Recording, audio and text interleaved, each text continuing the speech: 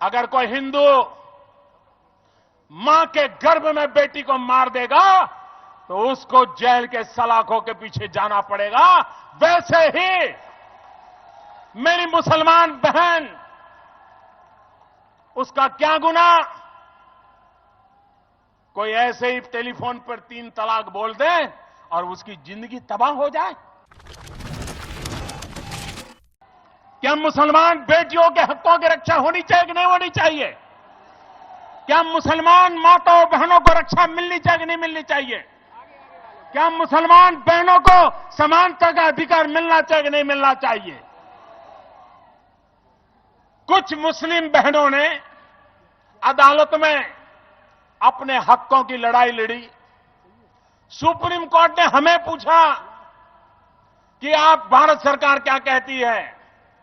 हमने साफ साफ अपने शब्दों में कहा कि माताओं बहनों पर कोई अन्याय नहीं होना चाहिए, संप्रदाय के आधार पर भेदभाव नहीं होना चाहिए।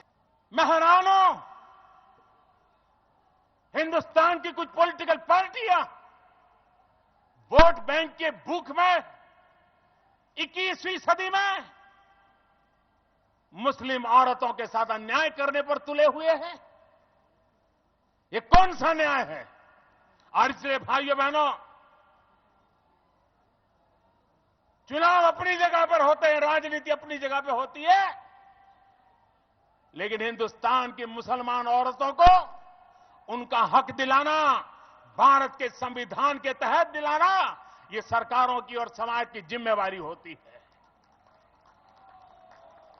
मैं मीडिया से आज सार्वजनिक रूप से अनुरोध करना चाहता हूं, टीवी डिबेट करने वालों से मैं अनुरोध करना चाहता हूं, ये 3 तलाक को लेकर के जो विवाद चल रहा है, मेहरबानी करके उसे सरकार और विपक्ष का मुद्दा न बनाएं। मेहरबानी करके उसको भाजपा और अन्य दलों का मुद्दा मत बनाएं। मेहरबानी करके उसको हिंदू और मुसलमान का मुद्दा न बनाएं। डिबेट ये होनी चाहिए कि मुसलमान समाज में जो शास्त्रों को जानते हैं, जो कुरान को जानते हैं, ऐसे एक्सपर्ट लोग टीवी पर आए, वे चर्चा करें। मुसलमानों में जो लोग सुधार चाहते हैं और मुसलमान में जो सुधार नहीं चाहते, उनकी चर्चा हो, ताकि देश के 125 करोड़ नागरिक जान सके कि सचमुच में मुद्दा क्या है। अरे लोकतंत्र में चर्चा होनी चाहिए।